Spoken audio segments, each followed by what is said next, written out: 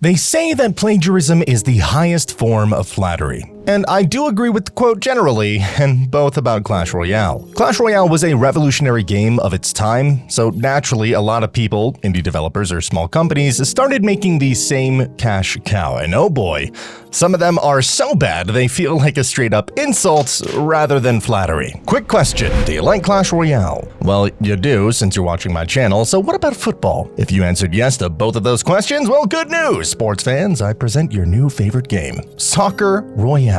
It's a real-time, turn-based PvP soccer game that borrows heavily from Clash Royale. Despite the name, it's not a one-to-one clone in gameplay, but it does copy the Royale branding, and the inspiration is definitely noticeable. The core gameplay focuses on head-to-head soccer matches against other players in real time. Instead of traditional football controls, the game relies on simplified mechanics with special abilities, stats, and character upgrades. All you need to do is pull your finger and your player starts moving around and pulling back to shoot the ball forward, which is actually pretty neat and original, so kudos for them. The soccer players can also upgrade by placing different cards on them, which is a weird concept in my book, but it's different from Clash. And remember how I said this game was turn-based? Yeah, you cycle between attacking and defending, which is definitely not Clash. The UI very closely resembles that of 2016 Clash Royale though, as in every other game. Other things, well, queuing for matches made me remember 8-Ball Pool by Miniclip, which I used to play a lot on mobile. The game has 4.2 stars on Google Play Store despite most reviews being negative, mostly complaining about how glitchy and buggy it is or how much of a cash grab, which is utterly contrary to the game's advertising. Speaking of advertising, I think they also copied the chicken from Heyday and put it in their ad. I don't know how he ended up in there, but well, there he is. And there's also no Messi or Ronaldo in the game, so, you know, it's missing the goats. Next one is Clash of Vikings, which was so bad and low quality that it isn't even listed on the App Store anymore and is instead played through a browser. The game features a very short tutorial that explains the core objective: destroy enemy towers by dragging and dropping troops onto the battlefield, you know, the usual stuff. Gameplay, in a way, closely mimics Clash Royale's structure, but in a much simpler form. Battles revolve around managing elixir, deploying troops, and using spells. The card pool is limited with roughly 14 to 16 cards total, including basic troops that resemble the same archetype as in Clash Royale, and spells that directly mirror Clash Royale mechanics, such as a rage-like battle haste spell, and its art really isn't that good. The game's music is very obviously looped, and it doesn't even have 3D models, but 2D sprites moving around, my favorite one being Fireball, which is literally just the sprite of a fireball moving down statically. Something I have noticed is that monetization is unusually aggressive. Players can watch ads during battles to gain elixir and spend gems to repair towers or gain advantages mid-match instantly. Just let that sink in for a moment. Dear God. Outside of battles, the game is extremely bare bones. There is a simple 2016 Clash Royale home screen, a small card collection, and a single battle button. While it avoids directly copying Clash Royale's visual assets, the overall design, mechanics, and structure make it feel like a stripped-down browser minigame rather than a fully developed mobile title that has a lot of ads to survive in this day and age. I mean, it lets you watch ads mid-match for elixir. Yuck. Next one on this list has a funny name, Royale Clans Clash of Wars, which almost sounds exactly like Clash of Clans and Clash Royale, both in one title. And to describe the game in just one sentence, imagine Pixel Gun 3D, that 3D Minecrafty looking first-person shooter game, but if it were heavily inspired by Clash Royale, like heavily. And the warrior on the game's branding resembles the guy from Lord's Mobile if he were blocky and evil. How this guy is the king, I'm not exactly sure. The main menu looks alright, and obviously the shop and card selection menus are going to be similar, but what made me chuckle is the clan menu, which, yeah, literally looks exactly like Clash Royale's. The chests also had the same sound effects as Clash Royale, just without the sparkles. Even the initial chest thump sound is the exact same.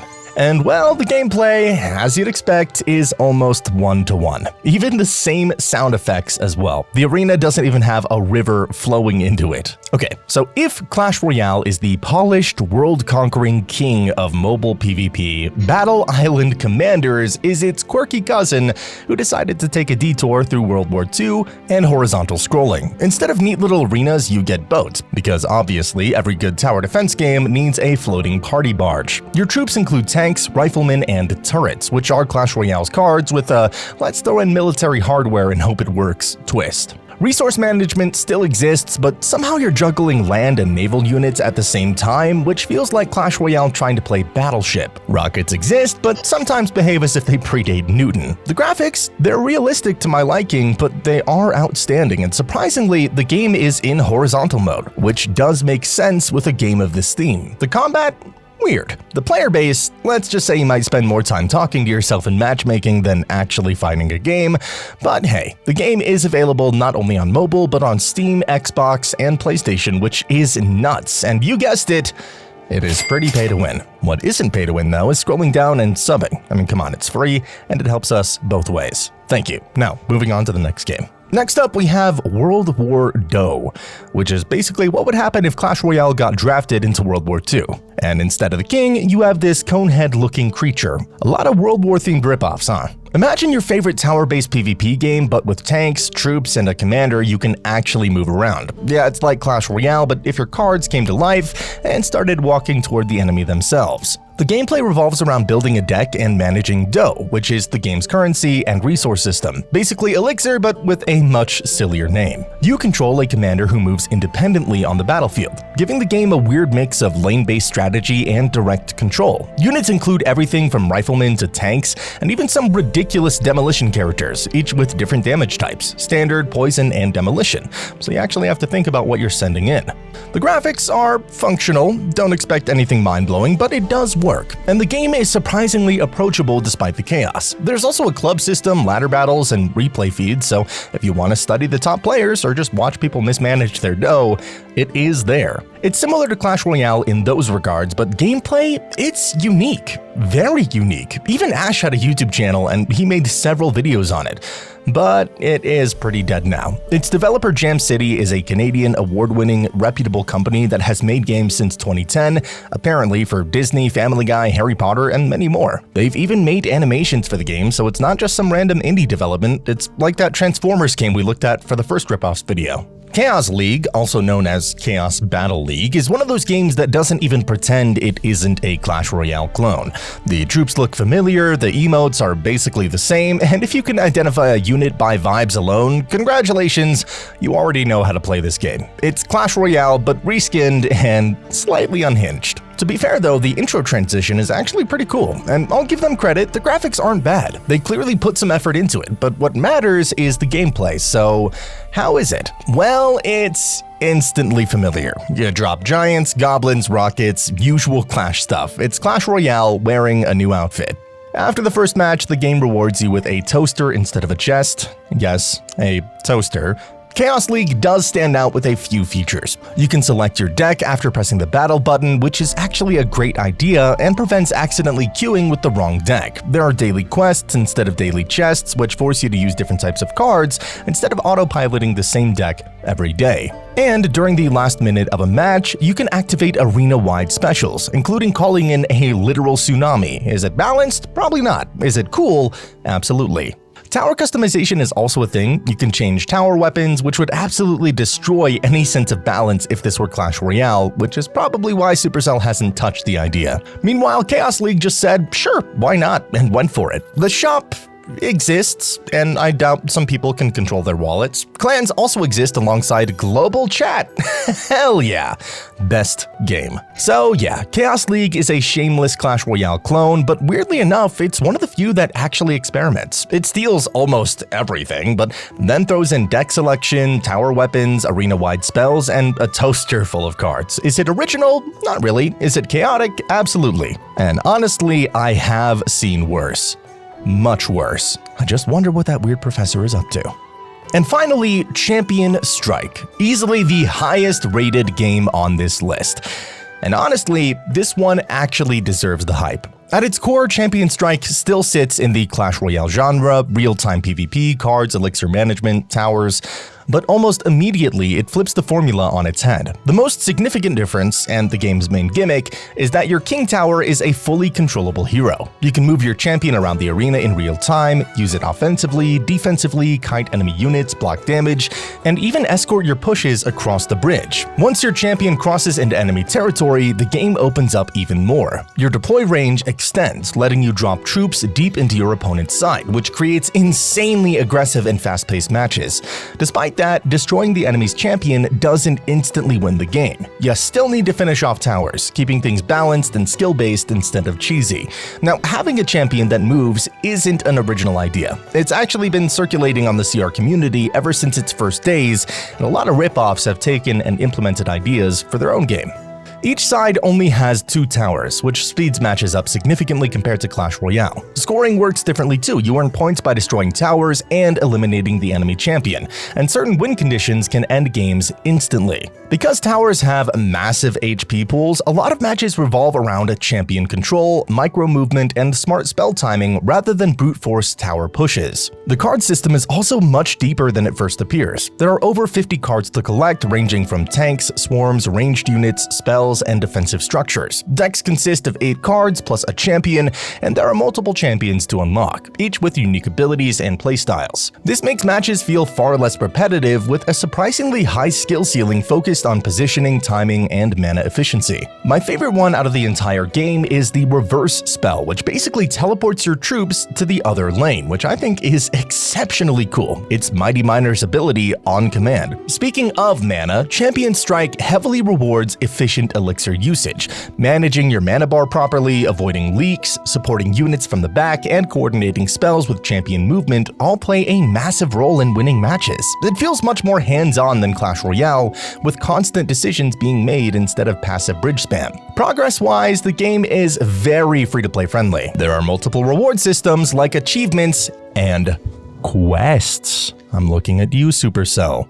It also has daily login rewards, victory chests, score chests, trophies, and gold, all tied directly to playing well. One of its standout features is its own version of Clan Wars, which is actually one of the best sources of value in the entire game. Something you can grind and earn rather than swipe for, which is rare in mobile games these days. Outside of gameplay, Champion Strike also adds things that Clash Royale still doesn't have, like customizable avatars, clean menus, a shop that, while present, doesn't feel mandatory to compete. The overall design feels polished, intentional, and actually maintained even to this day. It has its own animations and trailers, and surprisingly, a lot of people like the game more than Clash Royale itself because of the game's generosity. War Heroes. And at first glance, I'll give it some credit. It doesn't immediately scream Clash Royale clone. The visuals are different, the theme is military-based, and instead of a river down the middle, the arena uses trenches that force troops into specific lanes. World War I style. Sounds pretty interesting, right? It really doesn't change the gameplay at all. Once you get past those trenches, it's basically Clash Royale with a war skin. Troops still march forward, towers still shoot, elixir still ticks up, and every match plays out exactly how you'd expect. The trenches just exist to pretend something new is happening. To its credit, War Heroes does appear to use original assets, unlike some of the more shameless clones out there that straight up steal models and sounds. Everything looks custom made, which is nice, but unfortunately, the originality stops there. Of course, there's also a hero system, but let's be real, nobody's downloading War Heroes because they heard about sick new generals. They exist, but they don't meaningfully change the experience. Menu-wise, everything feels painfully familiar. Chests, trophies, arenas, nothing new, nothing exciting. And here's the kicker. The game originally released back in 2017, and based on its own in-box updates, in all those years, the developers have added new arenas and tournaments.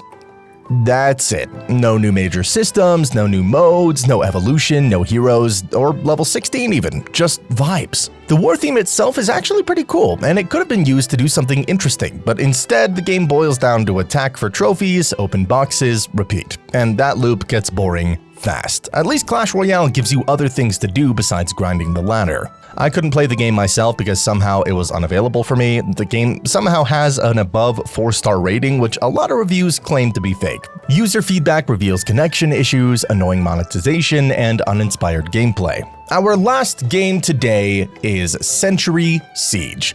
Tower defense battles, a solid 4-star pick. At first glance, yeah, it's got the familiar 2-lane setup with main and supporting towers, basically the Clash Royale template, but stick with me, it does do some stuff differently.